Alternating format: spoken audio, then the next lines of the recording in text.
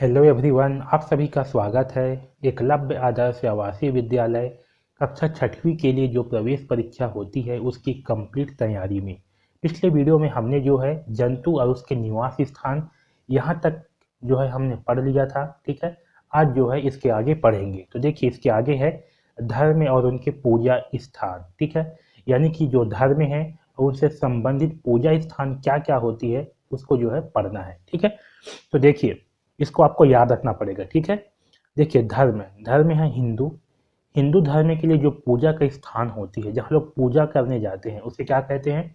उसे कहते हैं मंदिर। क्या कहते हैं? उसे कहते हैं मंदिर। सबके सब जानते होंगे मंदिर, है ना? मंदिर सबके सब जाते होंगे। वैसे ही पारसी, जो लोग पारसी धर्म के होते हैं वो लोग पूजा करने कहाँ जाते हैं? वो लोग जाते हैं अग्नि मंदिर। कहाँ जाते हैं? अग्नि मंदिर। जो पारसी होते हैं ना, उनके मंदिर को कहा जाता है अग्नि मंदिर। ठीक है, जहाँ उनके भगवान होते हैं। ठीक है, ईसाई धर्म, जो ईसाई धर्म है, वहाँ के लोग, जो ईसाई धर्म के लोग होते हैं, वो लोग पूजा करने कहाँ जाते हैं? वो लोग जाते हैं गिरजाघर। कहाँ जाते हैं?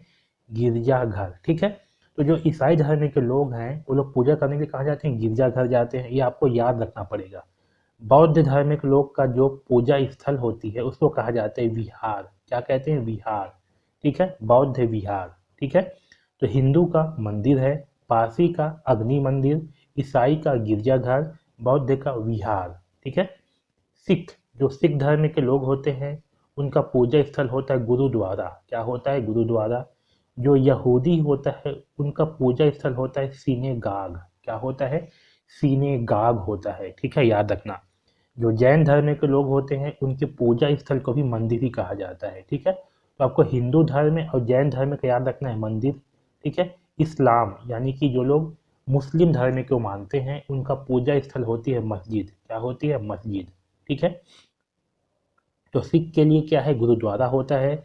यहूदी के लिए होता है सिनेगाग। क्या होता है? सिनेगाग। ठीक है, जो यहूदी के जो पूजा स्थल होती है उसको कहते हैं सिनेगाग। जैन धर्म का जो पूजा स्थल है उसे कहते हैं मंदिर। इस्लाम धर्म के पूजा स्थल को कहते हैं मस्जिद। ठीक है, इसको आपको याद रखना है। अब देखिए, यहाँ से प्रश्न कैसे पूछते हैं। तो यहाँ पास आपको प्रश्न जो है दिया रहेगा, खाली स्थान के स्थान पर क्या आना चाहिए। इसी के दिया है हिंदू, हिंदू के लिए दिया है मंदिर, ईसाई के लिए खाली स्थान, है ना? तो हिंदू का जो पूजा स्थल है वो क्या होता है? मंदिर होता है। वैसे ईसाई के लिए पूजा स्थल को क्या कहेंगे? पहला ऑप्शन है गुरुद्वारा, दूसरा है मस्जिद, तीसरा है जंगल, चौथा है गिरजाघर। सही आंसर होगा गिरजाघर। दूसरा क्वेश्चन देखिए, खाली स्थान के स्थान पर क्या आना चाहिए? ईसाई के लिए दिया है गिरजाघर, इस्लाम के लिए खाली स्थान। यानी कि ईसाई का जो पूजा स्थल है वो होता है गिरजाघर। ईसाई का संबंध किससे? गिरजाघर से है। वैसे इस्लाम का संबंध किससे होगा? पहला है मस्जिद, दूसरा है विहार, तीसरा है गिरजाघर, चौथा है मंदिर। सही आंसर होगा मस्जिद। आया समझ में?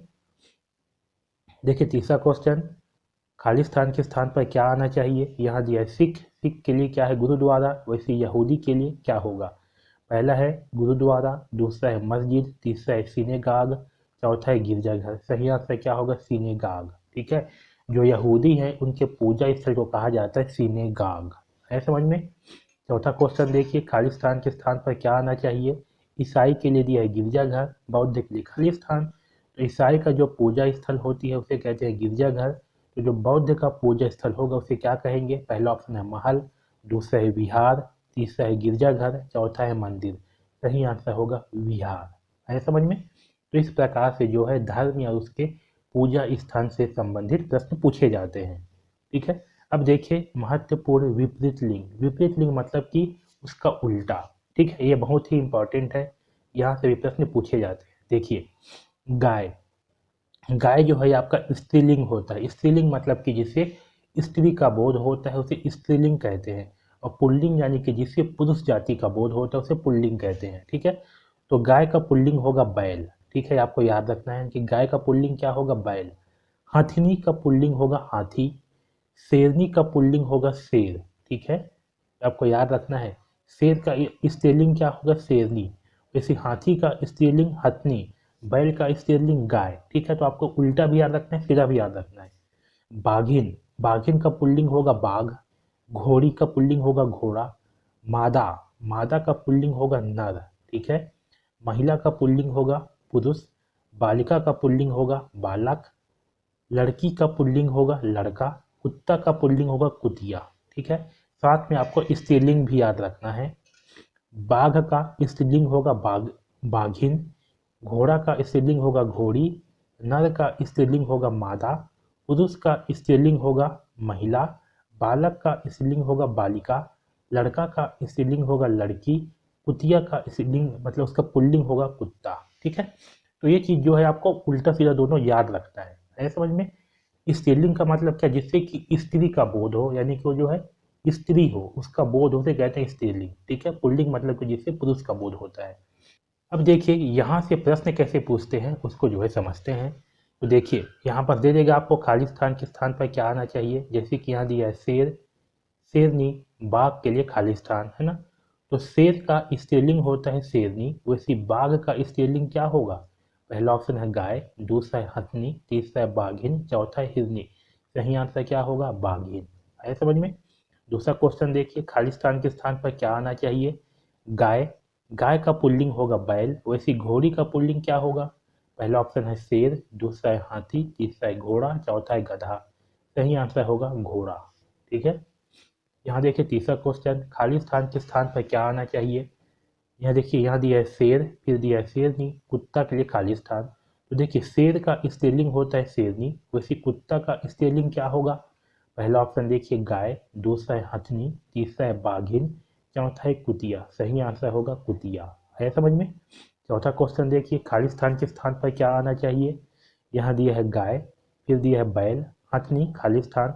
तो गाय के का जो पुल्लिंग होता है वो क्या होता है, बैल होता है। वैसे हाथी का पुल्लिंग क्या होगा, इसको आप लोग बताइए। पहला ऑप्शन देखिए शेर, दूसरा है हाथी, तीसरा है घोड़ा, चौथा है गधा। सही आंसर क्या होगा, हाथी। है समझ में। तो इसी प्रकार से प्रश्न जो है आपके एग्जाम में खाली स्थान से संबंधित प्रश्न जो है पूछे जाते हैं। है समझ में। तो खाली स्थान से संबंधित जो है इतना ही वीडियो था। इसके जो है कुल 4 वीडियो आए हैं। 3 वीडियो का लिंक जो है नीचे डिस्क्रिप्शन में दिया गया है, ये सबसे आखिरी वीडियो था। ठीक है, अगर आपने इस वीडियो को यहाँ तक देख लिया है तो बाकी जो 3 वीडियो हैं उनको भी ज़रूर देखिए। ओके, तो इस वीडियो में बस इतना ही। धन्यवाद।